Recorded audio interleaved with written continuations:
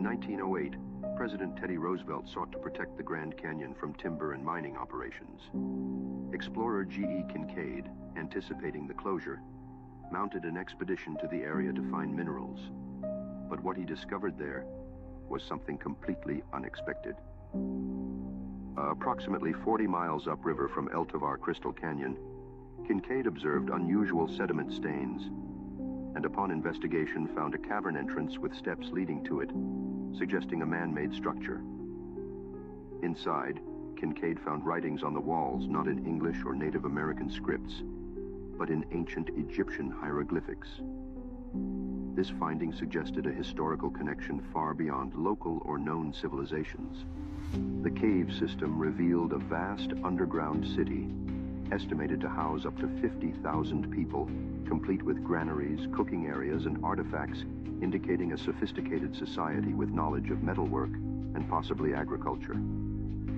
Among the findings were granaries with preserved seeds, tools made of copper indicating a lost art of hardening the metal, and various artifacts that pointed to a technologically advanced civilization. The complexity of the cave system with engineered passageways and rooms challenged contemporary understandings of ancient civilizations in North America. Kincaid's findings led to a Smithsonian expedition led by Professor S.A. Jordan, which further explored the cave system, uncovering a central chamber with a statue resembling Buddha, hinting at a cultural amalgamation or influence from distant lands.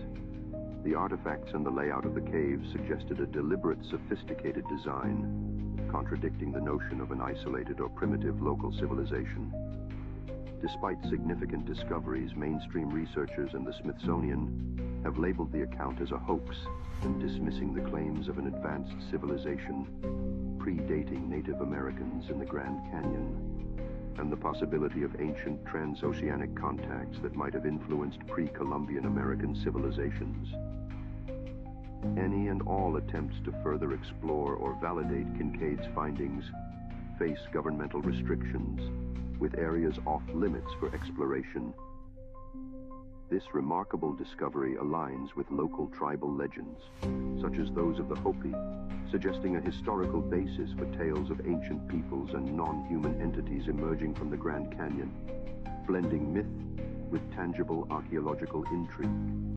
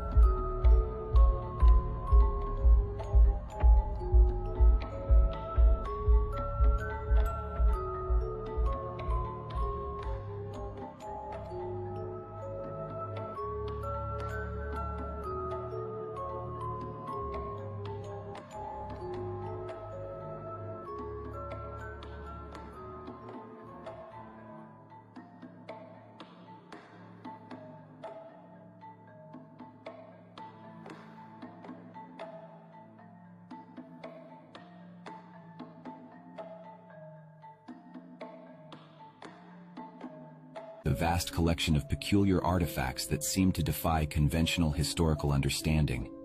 The cave's walls were adorned with intricate carvings and inscriptions, while the floor was strewn with coins, tablets, and sculptures, a treasure trove of ancient relics that seemed entirely out of place in the American Midwest.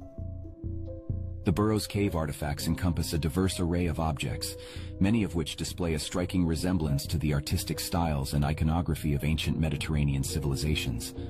Among the most notable finds are gold and bronze coins inscribed with the portraits of historical figures such as Alexander the Great and Cleopatra, as well as tablets featuring hieroglyphics, Greek lettering, and even Latin inscriptions.